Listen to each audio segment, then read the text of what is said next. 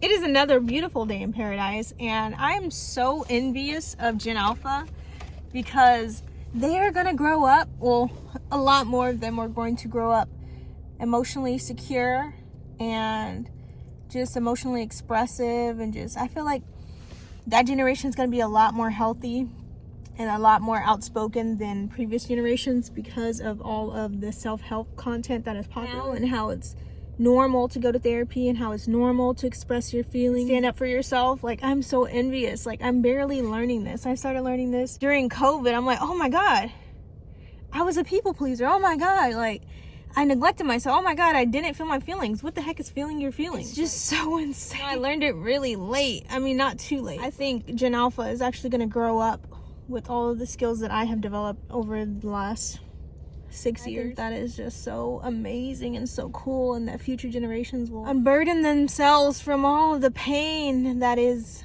dealing and just feeling like they're responsible for other people's feelings, and they'll have stronger boundaries than my generation, which is Gen Z, and even previous generations. Like, oh my gosh, it's so hacking for me, and that generation's just gonna grow up just with all the tools available to them from a very young age, and I think that's so amazing. More parents, like my generation, they're giving older Gen Z, the parents of or are the parents of Gen Alpha, are more likely to do gentle parenting, know what their attachment styles are, so they don't their kids horribly inadvertently, even subconsciously. So I just think it's so cool, and I have to grieve that part of me, the child in me that just like didn't know this stuff and had to suffer for so many years until almost my 30s, to heal. And I can't even relate to the Gen Xers that it, and then learning this in their 40s and their 50s. Like, that's crazy. But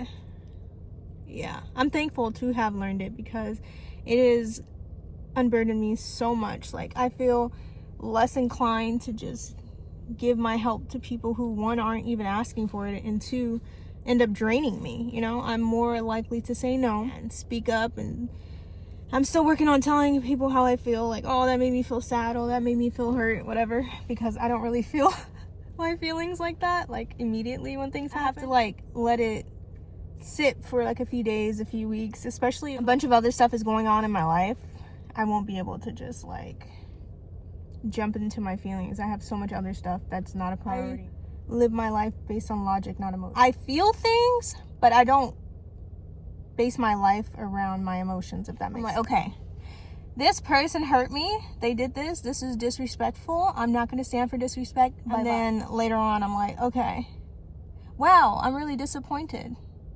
Wow, that made me really sad that they did that, but it's not like the initial thing. It takes me a while to, like, understand situations, actually feel and think about how things made me feel. And it's just a lot. Man, I'm getting back into my books. I just read Children of Emotionally Immature Parents. I think that's what it's called. I know it has something to do with emotionally immature parents. And that is such a good book. It talks about even more, and it relates to even more than just I saw this video online. It was something's happening with another person, and you guys are emotionally heated, or someone bothers you, like, view them as a child. I was thinking, because people were saying online that the soul doesn't age. Like, this body does, but everyone inside still feels like, videos of people are like, oh yeah, I'm 80, but I feel 50, I feel 30. So I was like, oh, that makes sense. Like, you still feel young inside.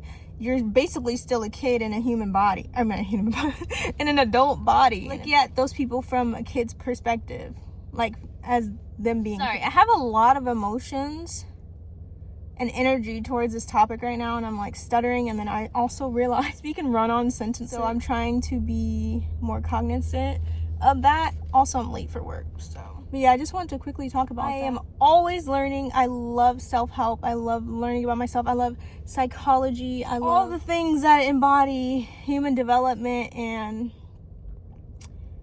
just learning about, like, personality psychology. Oh my God, I love personality psychology. It's so interesting. So that's what I'm on right now. And I would love to hear like how other people's journeys are with like therapy, reading self-help book, or just watching self-help content, like changed your life. Because I don't know, I think it's just like so revolutionary that therapy has just been so normalized just in the last 10 years. Like it really wasn't widespread or, you know, widely used as it is now. And I think it's awesome. For me, I've only done talk therapy, and talk therapy wasn't for me because I'm logical. Like I said, like I know what's happening. I know this behavior someone did was wrong and they shouldn't do this, and you know, but it was a feeling part. Like I couldn't feel any. Why tapping EFT, that helps so much for getting those emotions also out. In the moment be like, oh, that was stupid, that made me upset, okay, now I can move on. Just recognizing and honoring your feelings and acknowledging them instead of ignoring them. Like, oh, I shouldn't be mad right now, like whatever, that was just, oh, they didn't actually hit me, so I shouldn't be mad for like 20 minutes. I was like, okay, wait, that person was stupid, they shouldn't have cut me off, they could have killed me, that made me angry, but they didn't kill me, we didn't get in an accident, let's move on, you know. So it's a learning process. I'm learning every day to rewire my natural instincts of reacting. So, and I've always been more internal my feelings anyway, so it just festers inside, but now I'm working on getting them out in a healthy way and not, you know, being abrasive with other people. Because I know when you go from one end to the next, it can be quite dramatic, and I can go from harboring the feelings to just exploding on people, and I don't want that. I want a nice middle ground. Feeling my feelings, acknowledging them, but not letting them take over, while also telling the person, hey, I didn't like that, I don't appreciate that, that made me feel this way. Yeah, life is crazy. Man, so much has been happening, but I'm just gonna wait until more information has been gathered before I speak on anything.